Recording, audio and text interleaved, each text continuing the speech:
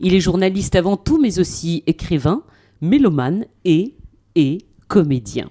Il a présenté le 20h, le journal télévisé sur les chaînes françaises, TF1, France 2, et ce durant 30 ans, présentateur du JT durant 30 ans, un record. Il a animé de nombreuses émissions littéraires et a reçu, s'il vous plaît, plus de 5000 auteurs sur ses plateaux.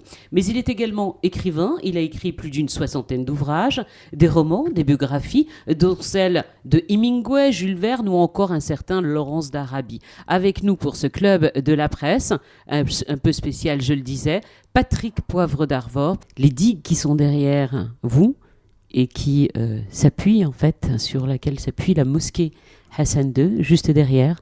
Je crois que vous étiez au Maroc à cette époque-là, oui. Alors qu'elle n'était pas complètement terminée. Vous l'avez vécu, ce chantier. J'ai eu la chance d'interviewer le roi Hassan II. Sa Majesté Hassan II. Juste avant ? La veille, il m'a dit qu'il souhaitait me faire visiter. Alors à ce moment-là, Francis Bouygues, qui était donc le maître d'œuvre, ou maître d'ouvrage, est arrivé et tous les trois, on a visité.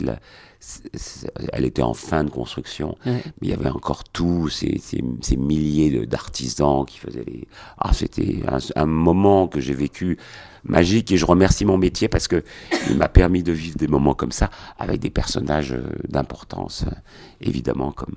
Et il y a eu cette interview. Et après il y a eu une interview. Alors cette interview était assez.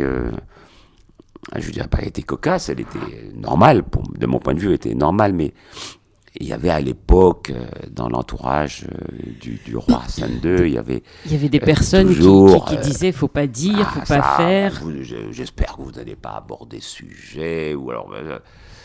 Et bien évidemment, il a suffi qu'on me dise ça pour que j'aborde et que je commence. Pour faire le contraire. Et alors, fin de l'interview, tout se passe très bien parce que Hassan II avait quand même une répartie incroyable, il était extrêmement doué. Et puis, fin de l'interview, il me dit je vous remercie vraiment beaucoup.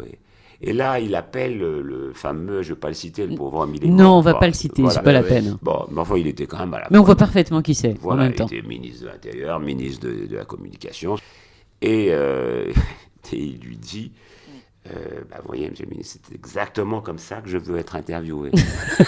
et voilà, mais c'est comme ça. Et en fait, on obtient beaucoup plus des gens qu'on interviewe, et les gens qu'on interviewe donnent beaucoup plus d'eux-mêmes quand ils sont un peu titillés. Ou, voilà, pas besoin d'être désagréable, mais il faut que les questions soient posées pour que ça apparaisse beaucoup plus crédible pour, évidemment, le téléspectateur. Moi, je me souviens, dans les présidents que j'ai pu rencontrer, François Mitterrand ou son prédécesseur, Valéry Giscard d'Estaing, je peux vous dire que quand on arrive là, nous, journalistes, face à des personnages comme ça, on est dans ses petits souliers, quoi. Et c'est vrai que d'abord, ils vous rendent plus intelligent, ils vous donnent l'impression d'être plus intelligent quand vous parlez avec eux, et puis ils sont à des altitudes qui sont vraiment très intéressantes. Donc ces personnages-là, oui, j'ai aimé les rencontrer.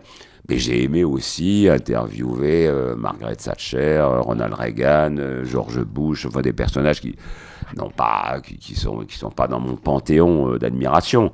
Mais j'ai aimé les rencontrer pour voir ce qu'ils avaient dans le buffet, si je puis dire. Ça m'intéressait. Ou même quelques dictateurs. Radio 2M. Radio 2M. Radio 2M.